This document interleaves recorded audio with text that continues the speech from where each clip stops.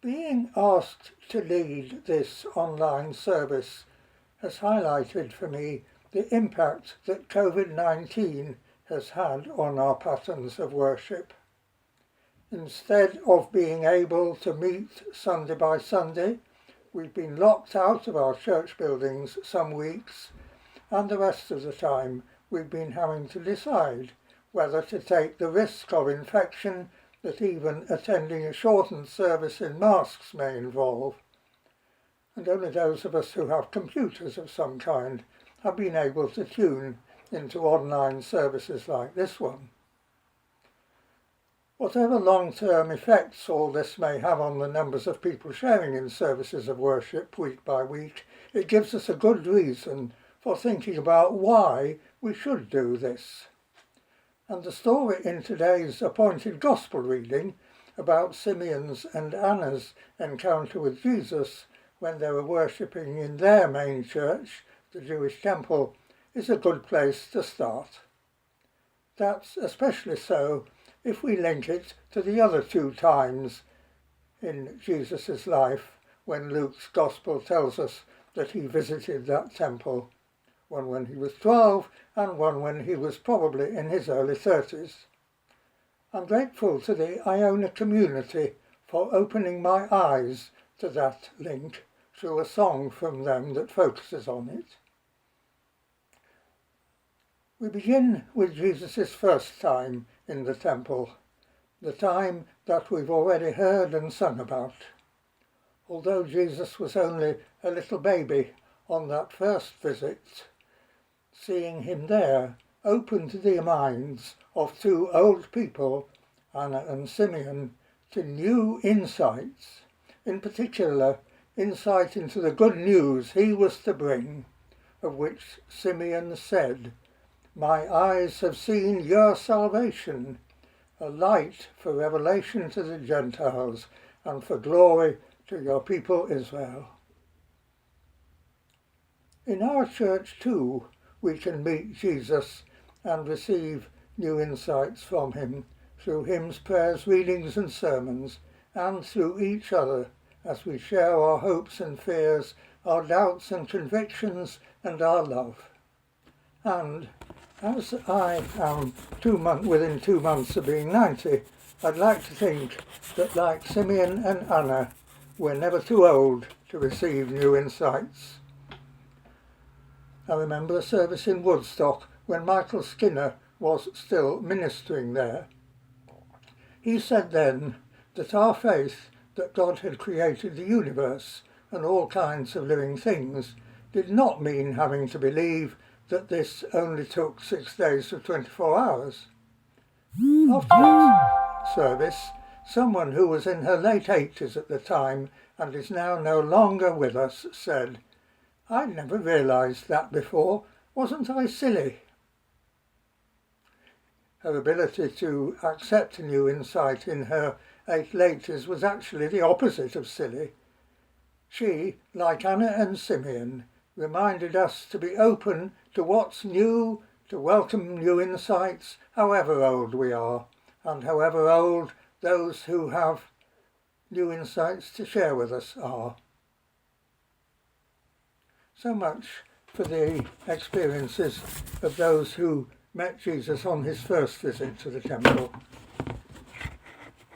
Jesus' second visit to the temple, which Luke's Gospel describes, is the one when he was 12 years old and went there with his parents to celebrate the Passover, and he stayed behind when his parents had set off home.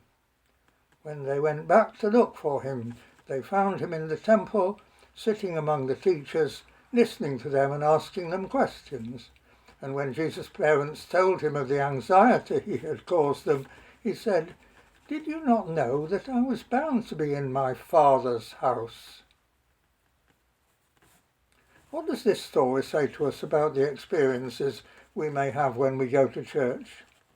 Well, just as the teachers in the temple had questions put to them by the child Jesus, so we are likely to find ourselves faced by questions raised in our minds by the worship and the study of our faith, in which we share in church, and questions from those whom we meet there. In particular, like the teachers in the temple, we may face questions from children and others with a childlike faith, and Jesus may speak to us in their questions.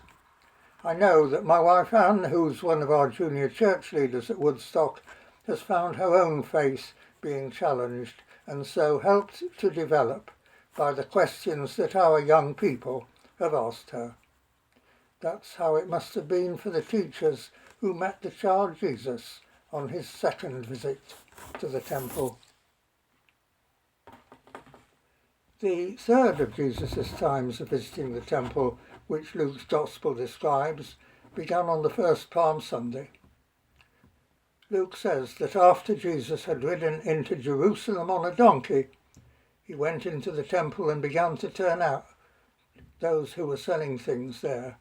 And he said, "It is written, 'My house shall be a house of prayer, but you have made it a den of robbers.'"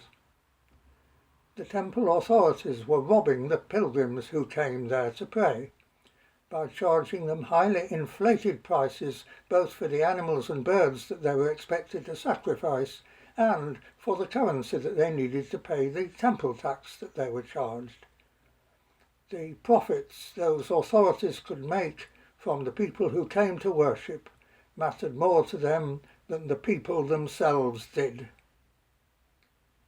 What can we churchgoers learn from Jesus' third visit to the temple? One thing which we in our capitalist society need to hear, at least as much as the people did who were in the temple that day, is that people matter more than profits.